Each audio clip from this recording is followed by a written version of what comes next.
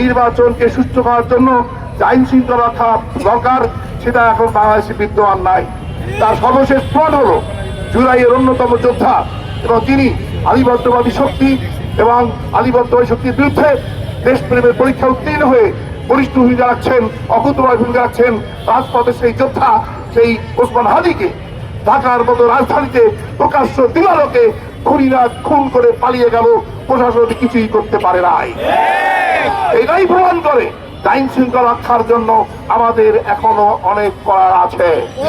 যদি আইন শৃঙ্খলা রক্ষা করা না হয় তাহলে নির্বাচন সুষ্ঠু হবে না। আজকে মনে রাখতে হবে অতীত স্বৈরাচারের যা দোষর তারা ইচ্ছাকৃতভাবে পরিকৃতভাবে দেশের আইন শৃঙ্খলা রক্ষা ভঙ্গ করার জন্য নষ্ট করার চেষ্টা করছে। কাজে আমি দাবি করছি এই সন্ত্রাসীদের খুঁজে খুঁজে চিরুনি অভিযান চালিয়ে অবিলম্বে তাদের গ্রেপ্তার করতে হবে। আমরা চাই না বাংলাদেশে আর কোন হাজির মতো রক্ত ঝরুক, আর কাউকে গুলিবিদ্ধ হতে হোক, আর কারো প্রাণ যাক।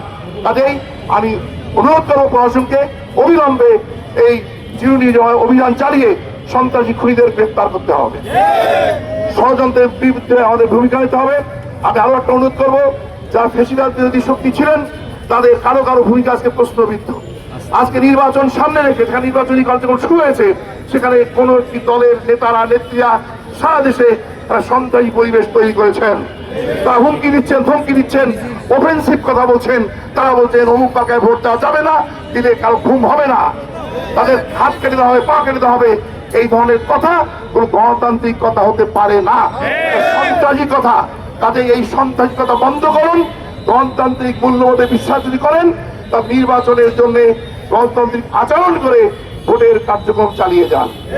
আমরা আশা করছি তারা সর্বভূত জয় হবে তাদের, এবং তারা নির্বাচনের লক্ষ্যে গণতান্ত্রিক আচরণ করে এবং সন্ত্রাস মুক্ত, হুমকি মুক্ত পরিবেশ রচনা করে এই নির্বাচনকে সুষ্ঠুভাবে করার জন্য প্রয়োজনীয় ভূমিকা রাখবেন। আমরা শেষে দাবি করছি যে নির্বাচনে সুষ্ঠু করার জন্য প্রয়োজনীয় সংস্কার